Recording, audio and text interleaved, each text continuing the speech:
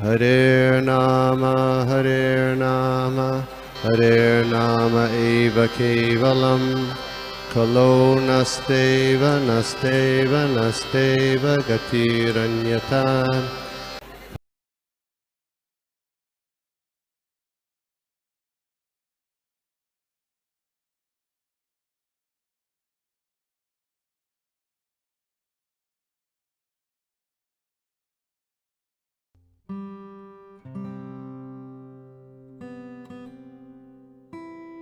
उमज्ञानतिमिरान्धस्य ज्ञानाञ्जनशलाकया चक्षुरुन्मीलितं येन तस्मै श्रीगुरुवे नमः।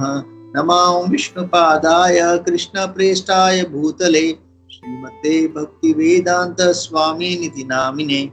नमस्ते सारस्वती देवे गौरवाणी प्रचारिणे निर्विशेष शून्यवादी पाश्चात्य देशतारिणे। जय श्री कृष्ण चैतन्य प्रभु नित्यानंद श्री अद्वैत गदाधर श्रीवासादि गौर भक्त वृंदा। हरे कृष्णा कृष्णा कृष्णा हरे हरे, हरे राम राम राम हरे हरे।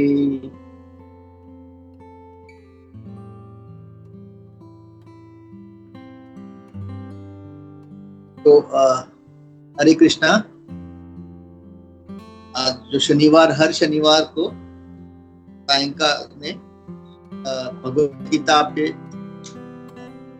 अध्ययन होता है और आज हम 10वें स्कंद का आखिरी 2 श्लोक पे आज हम अध्ययन करेंगे और 10वें श्लोक अध्याय का समाप्ति आज होगी।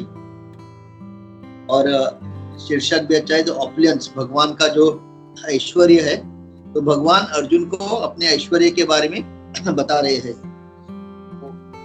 श्लोक 41, यद यद विभूतिमत् सत्वं श्रीमत् स्फुर्जितम् एव वा तत्तत् एवावगच्छत्वं मम तेज अंश संभवम्। तो 41 श्लोका तो भगवान बता रहे हैं। Translation and purport by divine grace K C Bhaktivedanta स्वामी शिला प्रभुपाद की जय। तो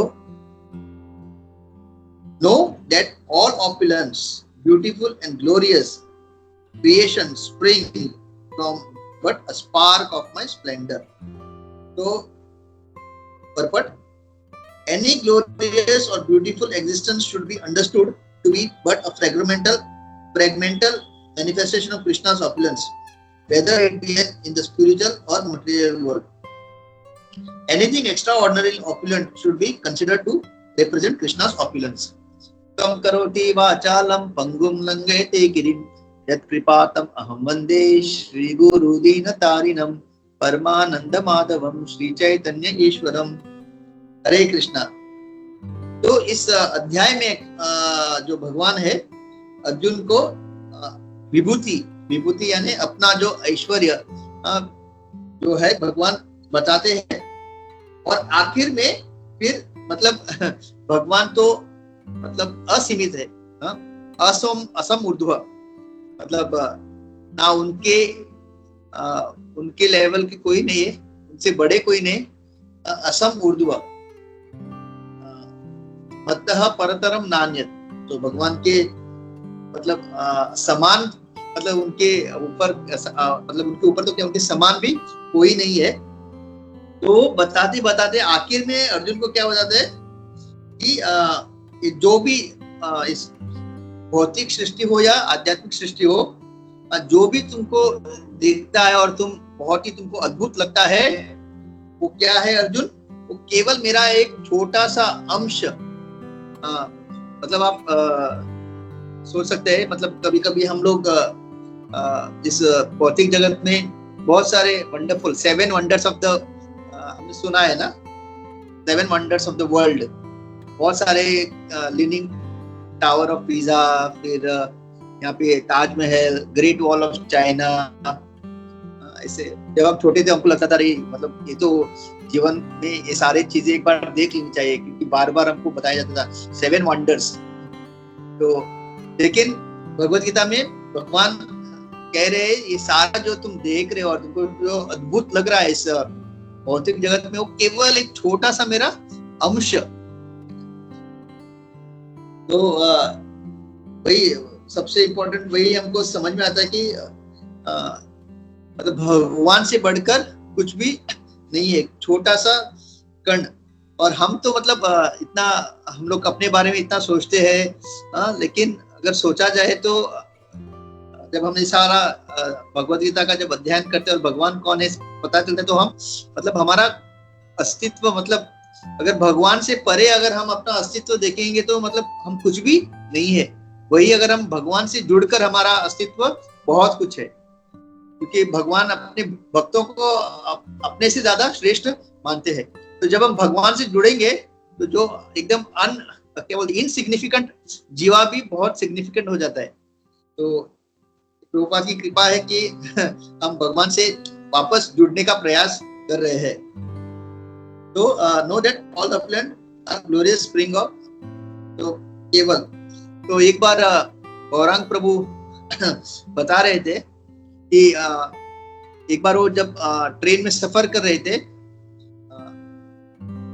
ये इंग्लिश वाला सफर नहीं, जो हिंदी वाला सफर है, अदरवाइज ट्रेन में भी मतलब मुंबई लोकल में सफर करना यानी सही में बहुत सफरिंग जैसा ही एक अनुभव होता है, इतना धक्का बुक्की। तो वो जब सफर कर रहे थे ट्रेन में, तो उनका जो पहनावा है वो देख के एक बहुत ही पढ़ा लिखा अहंकारी उसने बोला, आप लोग मतलब साधु लोग हो ना, तो आप लोगों को मतलब आप किसको पूछते हो, भगवान किसको मानते हो? तो गौरांग प्रभु ने बोला कि हमने शास्त्र कहते हैं कि कृष्ण जो है पूर्ण पुरुषोत्तम भगवान है, अनंत कोटि ब्रह्मांड नायक जो कृष्ण है, और हम उसकी आराधना करते हैं शास्त्र के आधार पर। तब वो बोलते हैं हाँ मुझे पता था, और वो कहते हैं लेकिन तुम्हारा जो कृष्ण है ना बहुत अहंकारी है। तो गौरांग प्रभु ने बोला ऐसे कैसे? तो बोले कि भगवत गीता में देखा नहीं, वो बोल रहे मैं सब मैं हूँ, मुझसे बड़ा कोई नहीं है।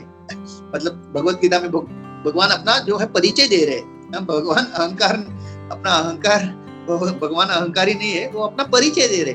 क्योंकि अभी हम लोगों को अगर पता चलना है भगवान कौन है, तो भगवान अपने कृपा वश हमको बता रहे कि मैं भगवान हूँ। तो भगवान अहंकार से कुछ नहीं बता रहे, मतलब कृपा से अपना परिचय हमको दे रहे। लेकिन हम हमारे अंदर क्योंकि अहंकार है, हमको लगता है कि भगवान बहुत ही अहंकारी है। तो वो बोलने लगे कि भगवत गीता में भगवान आपके मतलब कृष्ण कह रहे मैं ये मैं हूँ, मैं कितना अहंकार है। तो गौरांग प्रभु चुपचाप सुन रहे थे, क्योंकि उनको पता था जो हमारे प्रचारक होते हैं उनको वो उनका केवल एक ही ध्येय होता है, किस तरह से हर एक जीव को भगवान के चरणों में लाया जाए। तो फिर वो सुने, फिर उन्होंने बोला ठीक है अभी क्या कर सकते हैं, आपको ऐसा लग रहा है। फिर उन्होंने बोला आप क्या करते हो, आपका परिचय दीजिए। तो उन्होंने बोला मैं एक कंपनी में सीईओ हूँ। तो गौरांग प्रभु ने जानबूझ के कहा अच्छा वहां पे आप चपरासी का काम करते हो? नहीं, आपने ठीक से सुना नहीं क्या, मैं सीईओ हूँ। हाँ समझ में आया, मतलब वही चपरासी का जैसे काम होता रहेगा आपका, फाइल इधर से उधर लाना, कोई अगर आपको बोले तो उसने बोला अरे आपका क्या मतलब सुनने में दिक्कत है क्या? चपरासी नहीं, मैं सीईओ हूँ, सीईओ चीफ एग्जीक्यूटिव ऑफिसर। पूरा कंपनी का मतलब टॉप जो रहते उसमें गिनती में 3-4 लोगों का जो टॉप लोग होते हैं उसकी गिनती में आता हूं मैं। तो फिर गौरांग प्रभु बोला अरे आप कितने अहंकारी हो, मैं आपको चपरासी बुला रहा हूँ लेकिन भी आप अपने आप को बहुत बड़ा सीईओ मान रहे हो, कितना अहंकार है आपके अंदर। तो बोले लगा नहीं मैं ये अहंकार थोड़ी है, मैं सीईओ हूँ इसलिए मैं बता रहा हूँ, अगर मैं चपरासी होता तो मैं चपरासी बताता मैं खुद को। तो गौरांग प्रभु वापस बोले अरे कितना अहंकार है आप में, एक छोटा सा सीईओ हो लेकिन इतना मतलब मैं सीईओ हूँ करके आप चिल्ला रहे हो। तो फिर वो बोला अरे उसमें गलत क्या है, मैं हूँ सीईओ इसलिए मैं सीईओ बोलता हूँ करके आपको बता रहा हूँ, अगर चपरासी होता तो मैं चपरासी बताता।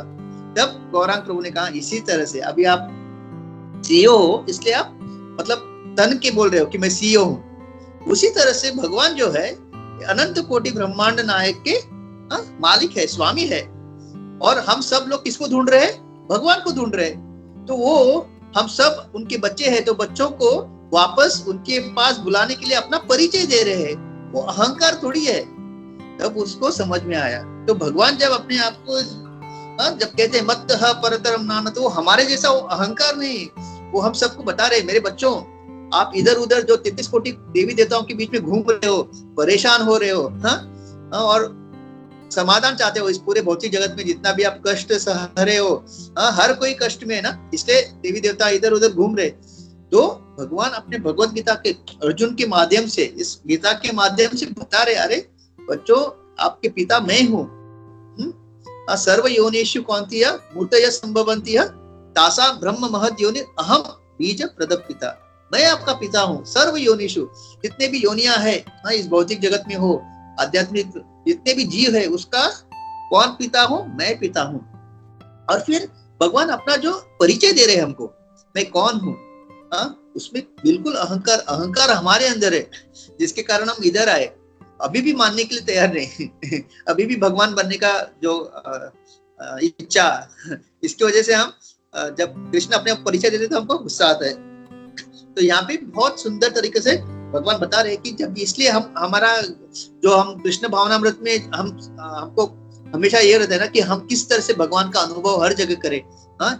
यो मां पश्यति सर्वत्र सर्वम च मयि पश्यति तस्याहं न प्रणश्यामि न च मे प्रणश्यति। तो हमारा ये रहता है ना कि किस तरह से, तो भगवान हमको यहाँ पे बता रहे किस तरह से हम इस भौतिक जगत में, इस संसार में, इस प्रकृति में किस तरह हर बार भगवान का अनुभव करें।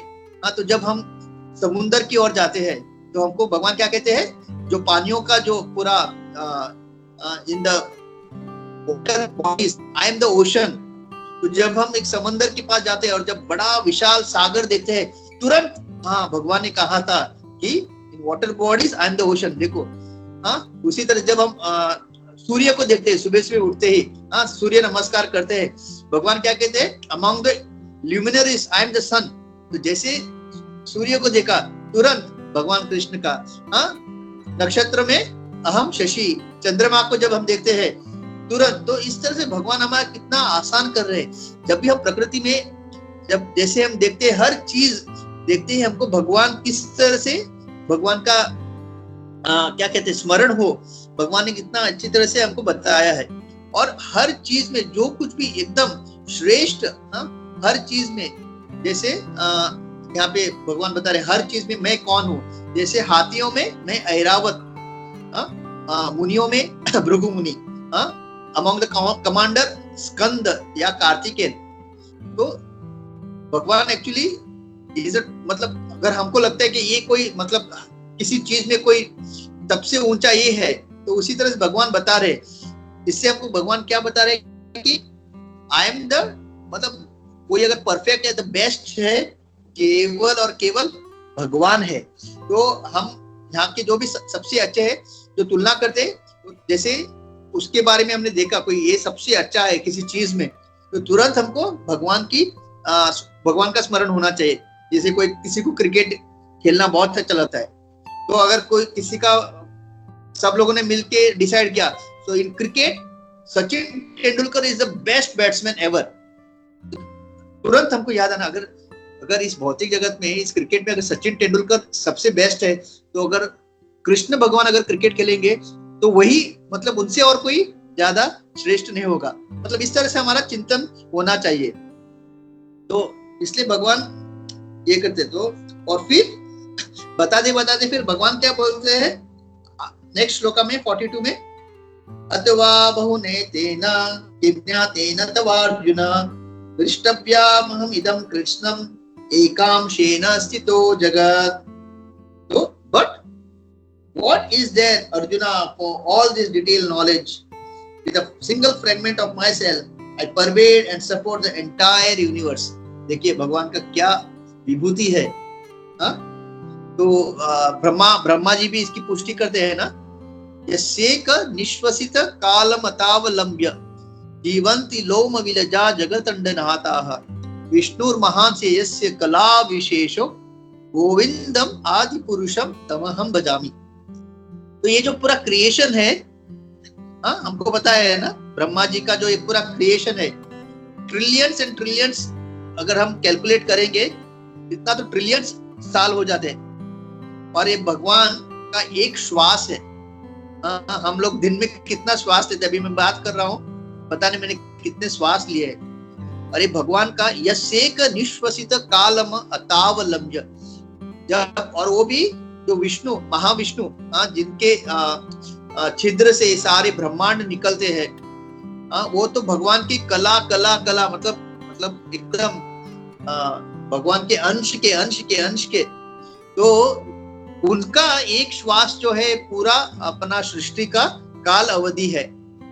तो सोचिए भगवान की जो कला जो है, महाविष्णु, उनका एक श्वास से मतलब कितना ट्रिलियन, उनका खाली एक श्वास। और जब वो श्वास वापस लेते हैं, इनहेल करते हैं, तब सृष्टि का एनहिलेशन होता है। Creation and destruction is just one breathing and one inhale. तो यहीं पे हमको पता चलता है कि भगवान क्या अद्भुत है। एक बहुत ही अच्छा सुंदर कहानी है। तो मतलब हम भक्तों का किस तरह से भगवान के ऊपर श्रद्धा होनी चाहिए, क्योंकि कुछ लोगों को लगेगा अरे ये लोग क्या बात कर रहे हैं, मतलब एक श्वास एंड ट्रिलियंस ऑफ इयर्स, एक ये सृष्टि का जो पूरा काल अवधि है वो केवल भगवान का एक श्वास है, कुछ ज्यादा नहीं हुआ। ऐसा लगता है ना हमको। तो दैट इज व्हाट, हम भगवान हमारी सोच की परे है। अगर कोई भगवान को सोच सकता था या भगवान का मतलब क्या है, अगर किसी को पता चलता, फिर हमारे और भगवान में क्या फर्क रहेगा, राइट? जैसे भगवान क्या कर सकते हैं, क्या सोच सकते हैं, इसलिए तो हम जीव है और वो भगवान है। हमारे सोच की परे है। तो जैसे एक कहानी आती है, जब नारद मुनि भगवान से पूछते हैं पृथ्वी की ओर देख के कि भगवान, ये जो एक ब्राह्मण है और ये एक मोची है, तो इनमें से आपके पास इस मतलब जैसे ये लोग शरीर छोड़ेंगे, आपके पास कौन आएगा, ये ब्राह्मण आएगा या मोची आएगा? और नारद मुनि को लगा कि ब्राह्मण तो पूरा दिन भगवान का मतलब पाठ करते रहता है, श्लोक पढ़ते रहता है, तो नारद मुनि को लगा कि ये जो ब्राह्मण है भगवान इनका नाम लेंगे। लेकिन भगवान क्या कहते हैं, इस जन्म में जैसे ही मोची अपना शरीर छोड़ेगा वो भगवत धाम आएगा, ना कि ये ब्राह्मण को तो बहुत और जन्म लेने पड़ेंगे। तो नारद मुनि उनको एकदम अचंभित होते हैं, यार कि मोची ये तो पूरा दिन अपना व्यवसाय में लगा हुआ है और ये ब्राह्मण तो पूरा दिन आपका पूजा पाठ इसी में लगा रहे, तो फिर ऐसा कैसे? तो भगवान क्या कहते हैं, एक काम करो, आज तुम नीचे जाओ और इन दोनों से मिलो, और जैसे वो आपको देखेंगे, आप तो देवर्षि नारद है, तो आपको जैसे मिलेंगे, दोनों लोगों को पता है आप मुझसे कभी भी मिल सकते हो, तो वो लोग आपको पूछेंगे कि नारद जी, जब आप आज भगवान से मिले तो भगवान क्या कर रहे थे? तो नारद मुनि, और फिर आप उनको क्या बताओ कि मैं जो हूँ एक सुई के जो छिद्र है उसमें से हाथी को आर पार कर रहा था। तो नारद मुनि तो भगवान के भक्त है, उन्होंने जैसे स्वामी ने कहा उसको आज्ञा पालन करते हुए नीचे आए। पहले जाके वो ब्राह्मण से मिलते हैं, और जैसे ब्राह्मण नारद मुनि को देखते दंडवत करते हैं, आवभगत करते हैं, उससे नमस्कार करते हैं, और फिर पूछते नारद जी मुझे पक्का पता है आप तो भगवान से मिलते रहते हो, तो आप जब भगवान से मिले इस बार तो भगवान क्या कर रहे थे? तो नारद मुनि ने जैसे भगवान ने कहा, क्या कहते कि मैंने जब भगवान को मिला तो भगवान जो है एक हाथी को सुई का जो छिद्र है उसमें से आर पार कर रहे थे हाथी को। तो जैसे ब्राह्मण ये सुनता है हंसने लगता है और बोलता है, नारद मुनि आप भी क्या, बच्चों को तो आप ये बता सकते हो, लेकिन मुझसे तो कम से कम कुछ ज्ञान की बात करते या जो सही है कहते। तो नारद मुनि कहते क्यों, क्या हुआ? तो बोलते ऐसा थोड़ी है, इतना छोटा सा जो छिद्र है उसमें से हाथी आर पार, मैं क्या बेवकूफ हूँ? तो नारद मुनि कहते सही में आपको विश्वास नहीं हो रहा है? नारद मुनि लगता है आज आप मतलब सही ज्ञान देने के इसमें नहीं हो, तो ठीक है कोई बात नहीं। तो नारद मुनि बोलते हैं ठीक है, आपको विश्वास नहीं तो मैं क्या कर सकता हूँ, भगवान तो कुछ भी कर सकते हैं। फिर भी ब्राह्मण नहीं मानता और नारद मुनि वहां से चले जाते, और नारद मुनि को पता चलता है कि भगवान ने जो कहा था किस दृष्टिकोण से कहा था।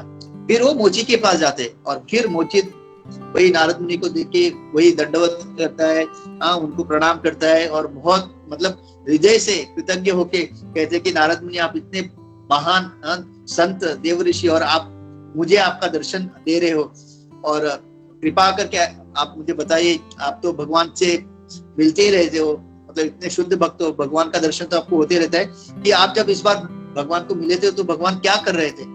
तो वही उत्तर नारद मुनि उस मोची को देते कि जब मैं इस बार भगवान को मिला तो वो एक सुई की छिद्र से एक हाथी को आर पार कर रहे थे, और जैसे ही वो सुनते हैं तो इतना वो खुश होते हैं, वो अद्भुत अद्भुत अद्भुत, और एकदम उनके आंखों से अश्रुधारा बहने लगते हैं, और मतलब एकदम गदगद हो जाते हैं। तो नारद मुनि बोलते अरे क्या हुआ तुमको? तो बोलते नहीं नहीं, मेरे भगवान क्या महान है, क्या महान है, उनकी लीलाएं अपरंपार है, मतलब कितना आनंद में हो, कैसे कैसे मतलब अद्भुत लीला करते।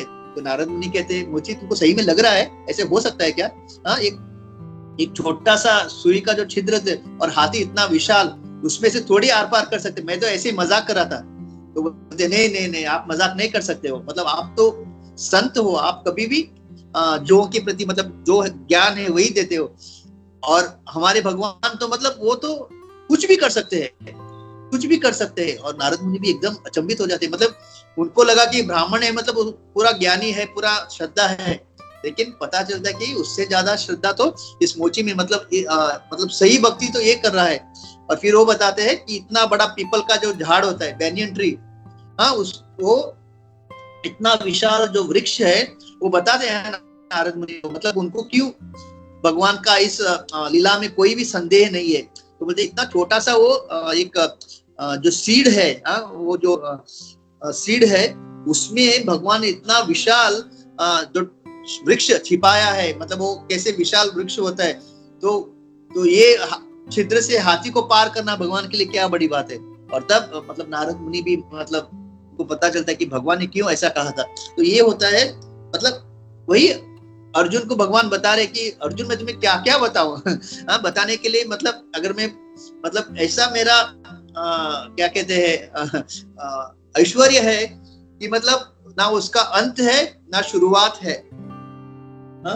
मैं केवल एक अपने अंश से पूरे ब्रह्मांड, मतलब जितना भी जो ये भौतिक जगत जो हम देख रहे हैं, भगवान केवल अपने एक अंश से पूरे व्यापी है। हर एक कण कण में भगवान व्याप्त है, शिरोदक्षाई विष्णु के रूप में।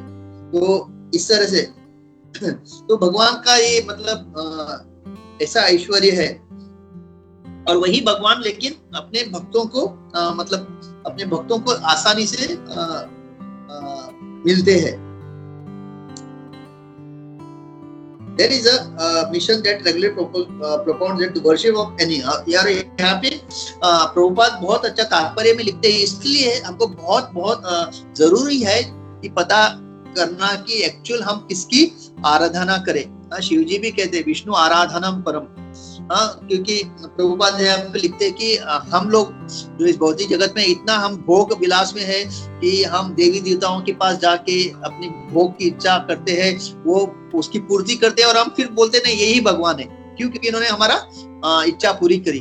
तो और फिर हम मतलब प्रभुपाद यहाँ पे लिखते हैं कि कुछ लोग ऐसे ही मानते हैं कि किसी का भी आप आराधना करो, आपको परम जो गति है वो मिल सकती है, लेकिन ये एकदम गलत है। प्रभुपाद इसकी पुष्टि करते हैं। और फिर जैसे भगवत गीता में भी कहते हैं, मतलब जो देवताओं की पूजा करते हैं देवताओं के पास जाते हैं, जो पितरों की पूजा करते हैं पितरों के पास जाते हैं, जो भूत पिशाची का जो आराधना करते हैं ऐसे लोग भी है वो उनके पास जाते हैं, लेकिन जो मेरी पूजा करते हैं वो मेरे पास आते हैं। भगवान एकदम स्पष्ट रूप से यहाँ पे बताते हैं। तो प्रभुपाद इस तात्पर्य में ये बताते हैं।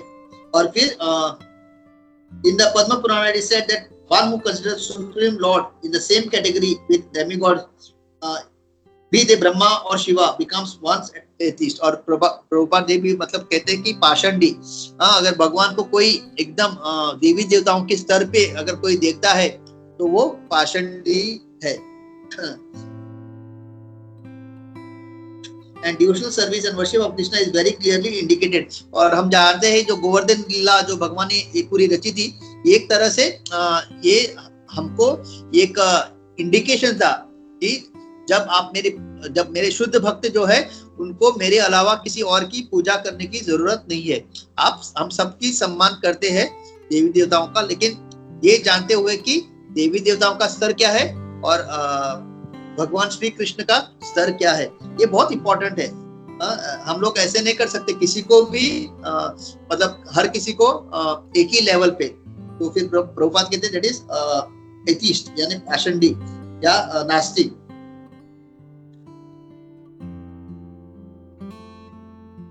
और मतलब जो कुछ भी इवन हम लोग जो विघ्नहर्ता गणेश जी को जो हम कहते हैं, उनके जो पिता मतलब पिता के जो पिता है, शिव जी के पिता कौन है? ब्रह्मा है। तो ब्रह्मा अपने पोते के बारे में भी बताते हैं। जो गणेश जी का जो शक्ति है विघ्नहर्ता, वो भी जो है भगवान से आता है, नरसिंह देव से आता है।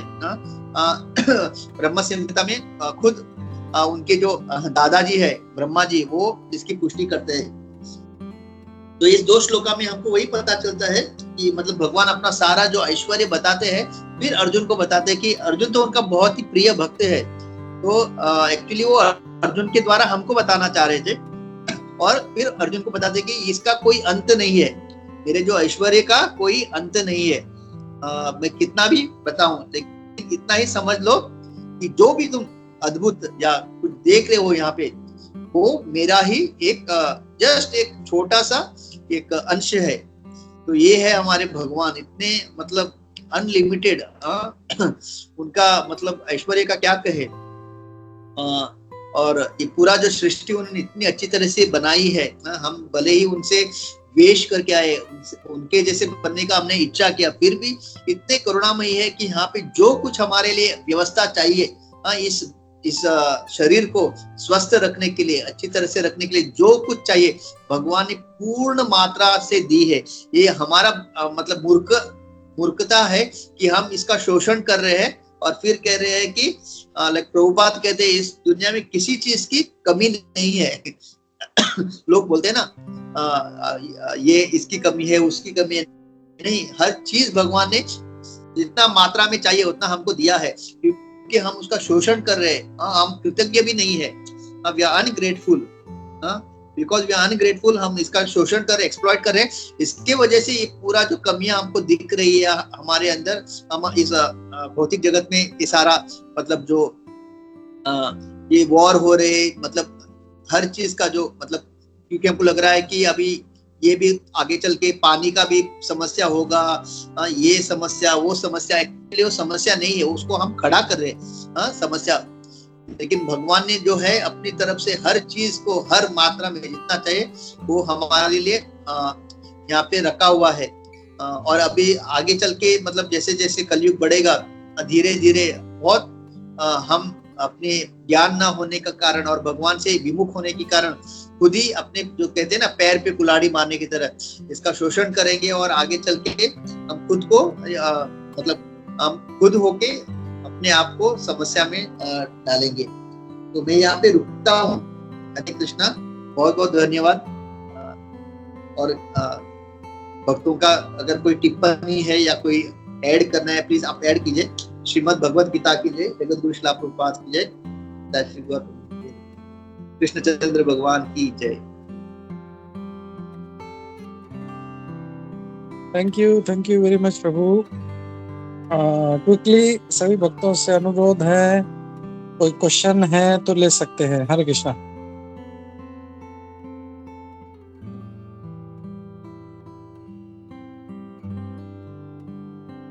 ठीक है। ये यहाँ पे जो है आज के जो 2 श्लोक हैं उसमें मतलब जैसे प्रभु ने बताया कि ये अध्याय का नाम ही हम लोग जानते हैं विभूति योग है, और कितने सारी विभूतियां उन्होंने इस अध्याय में बताई हम लोगों को। लेकिन लास्ट में आप क्या बोल रहे हैं कि ये जस्ट जो है एक छोटा सा अंश मात्र है, बस इतना कुछ देखा हम लोगों ने, इतनी सारी विभूतियां, इसमें ये हो उसमें वो हो, सारा जो है बस वो एक अंश मात्र है। तो इससे हम लोग समझ सकते हैं कि भगवान का जो सही में जो शक्ति है ओरिजिनल, वो कितना ग्रेट होगा। सिंपल अगर हम लोग सिर्फ सूर्य को ले ले, हम लोग भगवान बोलते हैं मैं सूर्य का ये है ना, व्हाट इज दैट, प्रभा अस्मि शशि सूर्य यह। तो भगवान जो है वो बहुत ही मतलब सूर्य को देखते हैं अगर हम लोग, तो सूर्य को भी सूर्य नारायण बोलते हैं, तो उनका इतना तेज है हम लोग सहन नहीं कर पाते, तो फिर भगवान का शक्ति कितना होगा। और ऐसा हर चीज उनका जो है मतलब अनलिमिटेड। तो अर्जुन को यही कह रहे हैं कि ये तो बस एक अंश मात्र, जैसे बोलते हैं इट्स जस्ट अ स्पार्क। तो इसको ऐसे समझ सकते हैं कि समझो कोई एक बड़ा अमेज़न के जंगल में बड़ा आग लगा हुआ है, उसका एक छोटा सा अगर स्पार्क निकलता है, तो ये सारा जो देखा है हम लोगों ने वो छोटा स्पार्क देखा है, वो जंगल का आग कितना विशाल है उससे वो है। और फिर लास्ट में वो कहते हैं कि एकांशेन स्थितो जगत, कि मेरे एक अंश मात्र से मैं ये सारा ब्रह्मांड जो है इसको धारण करता हूँ। तो भगवान को इस ब्रह्मांड को धारण करने के लिए उन्हें खुद को आने की जरूरत नहीं, उनका एक छोटा सा एक फ्रेगमेंट को भेज देते हैं वो, और वही सारा संभाल रहा है। तो बोलते हैं इतना सब तुम्हें जानने की जरूरत नहीं है, तुमको बस इतना समझ लो ये मेरा एक अंश मात्र से जो ये सब कुछ जो है ये सारा ब्रह्मांड जो है तो इससे हम लोग समझ सकते हैं कि भगवान कृष्ण कितने ग्रेट हैं, कितने विशाल हैं, एंड इज सो पावरफुल। तो ये हम लोग मैसेज इस अध्याय से हम लोग ले सकते हैं। तो थैंक यू ब्रो। इसमें और एक चीज मुझे हाँ ये था कि लास्ट में जो श्री बलदेव विद्याभूषण जी का जो हमारे आचार्य है उसके बारे में प्रभुपाद जी कोट करते हैं, जस्ट रीड दैट श्लोका।